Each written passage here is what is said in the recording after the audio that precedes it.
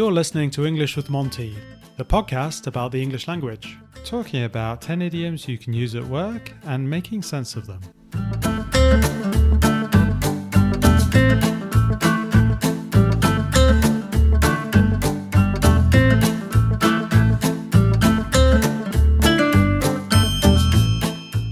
Hello there and welcome to English with Monty. We're on to episode number 45. I did a bit of a switcheroo and I had Ben on last time, but Gideon's back. Hi, Gideon. How are you doing? Hi, John. 45. 45, yeah. Episodes. I'm not doing bad, am I? No, doing well. Thank you very much. I've got the box set. Have you? Yeah. Thank you for that. You're welcome. You're the only person involved in the box set, though, aren't you? Yeah. It's just you. You just like listening to yourself, don't you? Exactly. But I cleared a lot of the bookshelves so I could fit in cassettes with all the previous recordings. So thank you for that. No problem. I thought I'd use the latest technology as well. So yeah, I know. You're At welcome. the cutting edge. Could that be the edge. First expression of the day? It could You're be really the at first the cutting edge of technology. It could be the first expression. Let's talk about a milestone, actually, because I wanted to tell you I've had 50,000 downloads. Oh, that's great. Fantastic. Pretty awesome, isn't it? Yeah.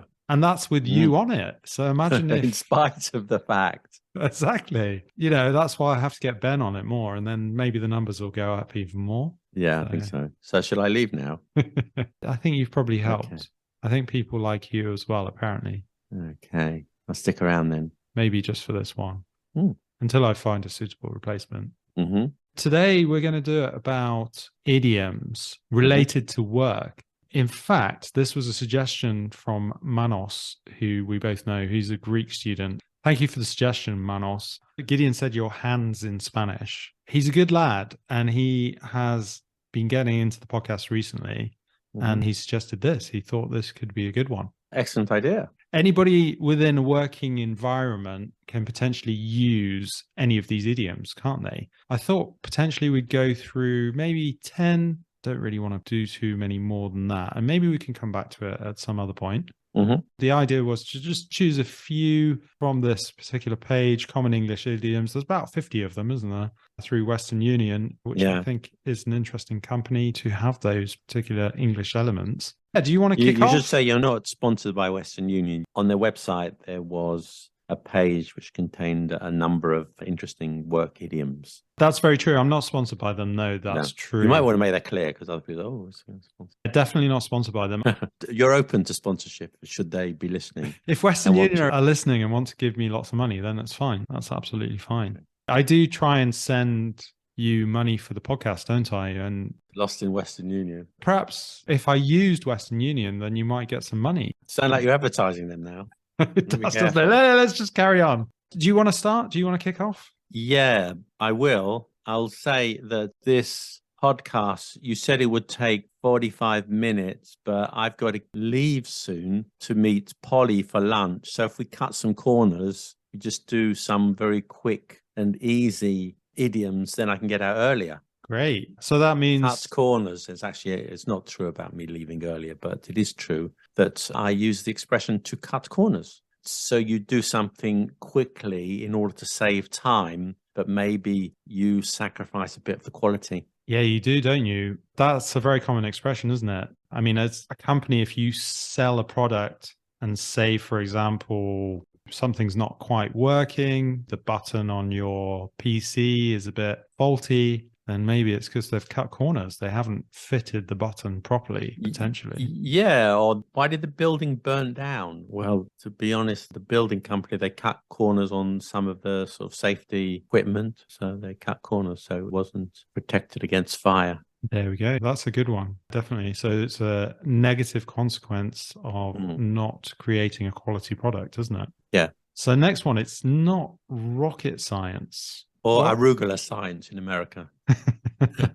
Sorry, that's a joke. Some people might find it funny. Because rocket has two meanings in English. It goes into space and it's a little salad. But that second meaning is arugula in American English. It is indeed. I think it's a funny joke. I laughed. I thought it was great. I'm not sure how many people will actually recognize the joke. That's you have to know the meaning of the original expression, which you haven't yet delved into. It's not rocket science. Rocket science is talking about the Elon Musk type object that goes into the sky, isn't it? Mm.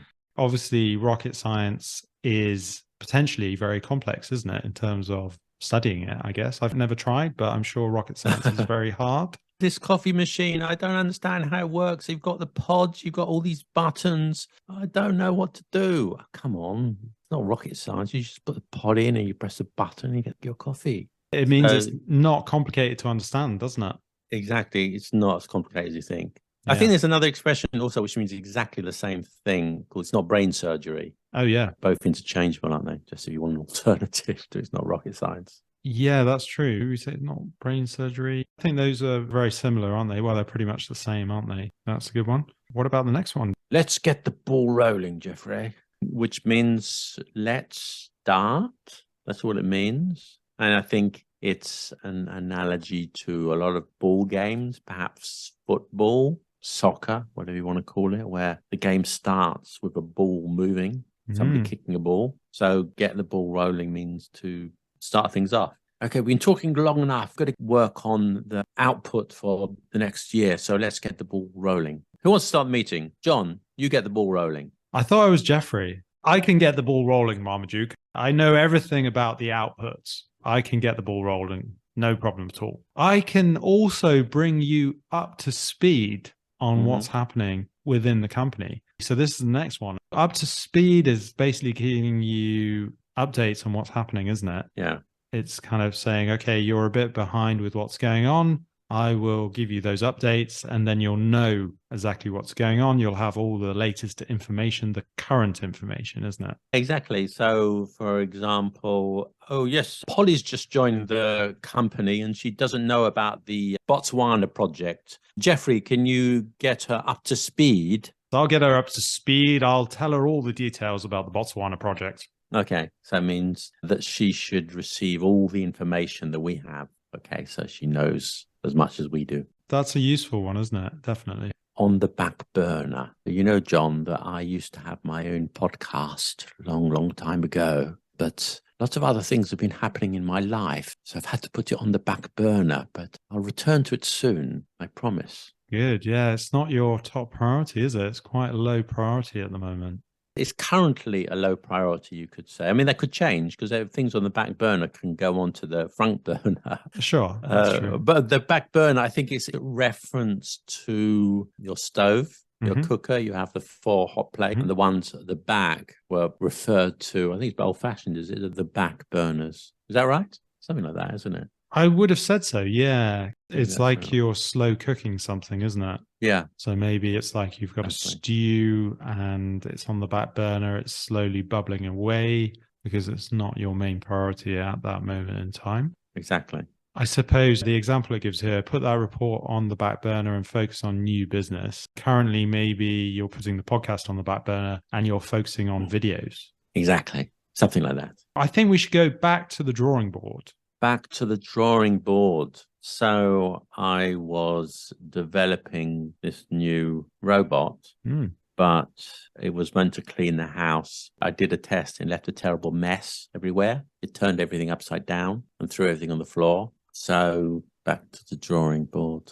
Yeah, that's not a very good robot, is it? And you definitely need to do something with that robot. Get a Mark II version. Exactly. It should work. If you go back to the drawing board, you should be able to work out why it's turning everything upside down and then make a few adjustments and then it'll be fine, right? I think if you want some synonyms, I think a lot of your listeners may be aware of start from scratch. Quite similar to that. Or back to square one, also another idiom which has a similar meaning, which means that you've been doing some work. It's not working. You've got to return to the beginning. I think those two phrases are very useful, actually, aren't they? Because they're quite similar. Not exactly the same, are they? But they are pretty similar. Pretty similar. No, that's true. I think that's quite a nice one because especially in a client environment, if you're providing a service, I guess, often you have to provide a service to a client and perhaps they don't like your first approach or they're not keen on what you have to offer. You'd have to go back to the drawing board in order to try and get business from them, wouldn't you, to adjust what you're offering them. Exactly. Monty is based in London and we offer individual lessons and conversation group classes in the centre by Tottenham Court Road. Come and join us. You can access the times and place to meet through Meetup at the following web address. So that's meetup.com/Monty-English-conversation. See you there.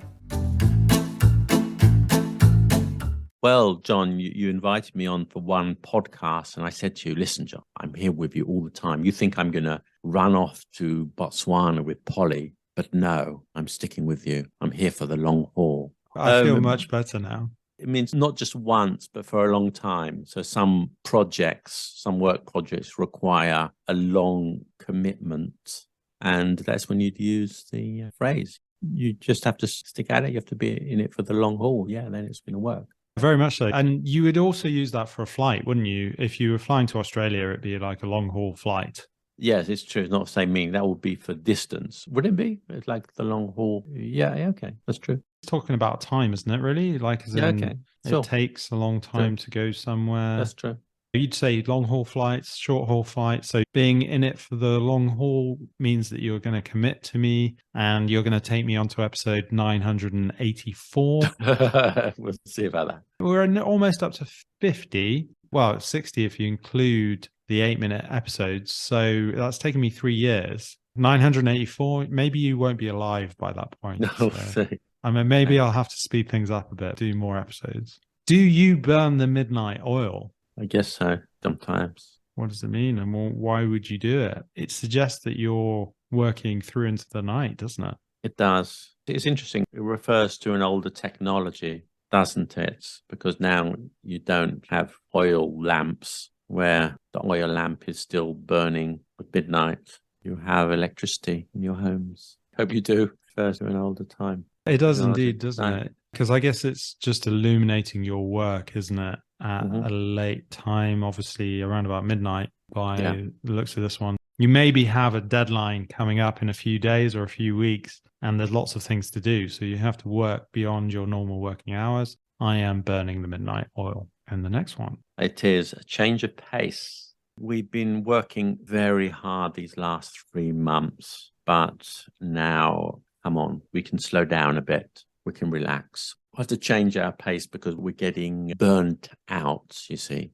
Oh, that's another interesting phrase, that one. Burnt out. I'm not sure. I think it can go both ways in a change of pace. You can go faster or you can go slower. I give an example of going from fast to slow, but I guess you can go from slow to fast. Can't you? I mean, maybe it usually refers to going a bit slower, doesn't it? I would say. The example it gives here, company outings are a nice change of pace from our regular work week. What's a company outing? Does that still exist? Yeah, it's English. Does it still exist? Company outings? Maybe not in your company. I know people on a company outing. They'll get in a coach to Blackpool for the day. Maybe you need to change the way your company operates. Maybe you need Maybe you need to go on some more outing. Maybe that's the problem. Yeah. So in this case, a company outing, I guess, is something that's a bit more relaxing. It's not like working, because potentially working can be fast-paced, whereas a company outing can be a bit more fun and nice. So it's a nice change of pace. I'll go for the last one. So think outside the box.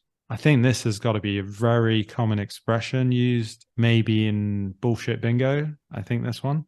No bullshit bingo. I do. Like when you sit in a company meeting and you have a number of buzzwords, buzz phrases that will be commonly used.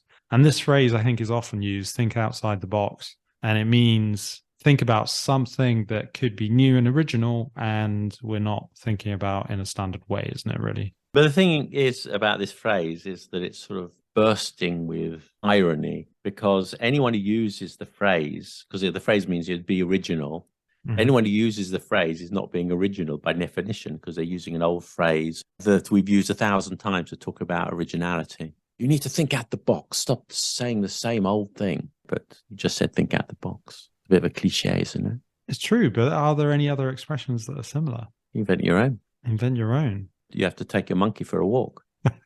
Okay. Nobody else knows. Okay, to your listeners, that's one I just invented. Please use it all the time. I want to sort of read that one in The Guardian next time I check what's happening in the world. Oh, I invented that one. Take a monkey for a walk. Wouldn't that be amazing if by doing this podcast, we could just invent different phrases Well, for the how English do language? words and expressions get used? They've been invented by someone once. So, yeah. Well, because you're taking your monkey for a walk, then essentially we are creating a new English element, right? I want to see it in the Oxford English Dictionary by the end of 2024. Listeners, you have to use take your monkey out for a walk, even though Gideon's just invented it, and just pretend it's a new interesting phrase in the English language, which means think outside the box. That's what it means. It's exactly the same. Was there any logic behind it? What? Taking your monkey for a walk. Is there any logic behind it, or is it's just that monkeys need to go for a walk now and again? It's good for them to be sort of stuck at home because they're from the jungle. They need to be outside. Let's see if your monkey expression gets some legs. I'm not sure it will. Get some bananas. Get some bananas. Potentially, it's going to be in the Oxford English Dictionary by the end of 2024. Okay, so let's see. You heard it here first. You heard it here first, definitely. Maybe you can include that in one of your videos. I should. There is a serious point here, which I mentioned before, I think, in one of my videos. But people are always seeking idioms that everybody knows so that they can use the idioms that everyone knows. Of course, you need to understand them. But it's the kind of ironic thing is that really, when you're speaking, it's sometimes better to use idioms that we don't know so much because it sounds more original. Otherwise, you're just pushing out the same hackneyed, cliched expressions that we've heard many times before. I'm not saying I don't use them. I use, of course. It's like a library, these idioms. You pick them out when you need them in the right situation. But you can get something original from time to time. Yeah, especially when you're writing, then do so. I think on one side, that's very good advice. And I think on the other side, it's bad advice. It's bad advice. That would be my viewpoint because it's good advice in the sense that it can help, I don't know, further certain elements of the language and originality and something interesting and new. But if nobody understands it, then it's kind of pointless, right? But you will understand it in the context. Usually you wouldn't say something unless it could be understood from the context. It's a metaphor, like everything. You recognize a metaphor. We're always speaking in metaphors. You might have to come up with a better one than take the monkey for a walk because that's not... Well, in the context, you may... Well, think out the box it's the same. You understand it originally from the metaphor of a box. I think it could work. All right, let's see. I was trying to segue into you promoting your videos and then you just went off on one again. On one, what again? On a tangent. A tangent. Yeah. Promote yourself or just babble on about something else. I think it is. It's impossible to everything that we say is original. Of course not. I use idioms all the time. I teach idioms and we're doing one now. But I'm just saying it's nice from time to time to hear something different. I agree. You can't. So it's definitely learn all the idioms. Definitely. You need to recognize them. Definitely. But I'm just saying you don't have to. Because, what happens sometimes, idioms are used so much that when you hear them, you groan. Like, for example, looking outside, it's raining. Oh, it's raining cats and dogs. And you probably wouldn't say that in England now. Maybe some people would because you've heard that on so many times. So you might say something different. Like it's stair-rodding it down. Stair-rodding? Is that an actual idiom? Yeah, it is. You can say it's stair-rodding it down. Okay. I wasn't familiar with that one. Yeah, fair enough. There you go. That's quite a new one, but it's an actual idiom. Yeah, exactly. They're less likely to be known. It has more impact. Just saying. It does indeed. But I think the drawback is always going to be a potential drawback. If you're speaking to other non-native speakers, then you're potentially just going to confuse people, aren't you? You say that like it's a bad thing. Oh, my God. Anyway, do you want to promote yourself or are you going to continue going down this rabbit hole? I'm very good at self-promotion, as you know. You are. People love you, don't they, for your inane ramblings. So do watch Let Them Talk TV, because if you don't, then there might be a knock at the door in the middle of the night. We'll send Matt Damon round. Yes. I was hoping Matt Damon would promote Let Them Talk TV, but he refused. We didn't actually answer my messages, so I'd have to do it myself. Let Them Talk TV, fantastic YouTube channel, best channel on YouTube. I do have a podcast, but I haven't been updating it recently, so I'm not going to say anything about that right now. Yeah, you might have one soon, you might not, right? Best keep that quiet. Keep stum. Yeah. Well, hopefully that was very useful for the listeners, and I appreciate your input as always, Gideon. That was... Is it over already? Kinda. I was enjoying that. We can do some more episodes. Don't worry. We're going to do a couple of 8-minute episodes now. Okay. I love your company too. And so do the listeners. But apparently there are other episodes on this podcast, so they can probably listen to you on those episodes. Okay. Get the box set. Donald, then share it with you. In cassette. Okay. Box set in cassettes. I'll provide it to all of you. Yes. At a very good price. Also favorite on cartridge and Betamax. That's video, isn't it? Betamax, importantly, even though it's video. Nobody who's listening to this actually knows what Betamax is. No, I don't think so. Thank you for joining me on the show, Gideon. You're welcome. A pleasure as always. And you've been listening to English with Monty. If you would like to support my podcast, then we now have a Patreon page. Patreon is a platform to help fund projects like mine. We offer exclusive episodes, discounts on lessons, and an uncut version. There are other benefits too. You can donate at patreon.com/English with Monty. Thanks for being a sponsor,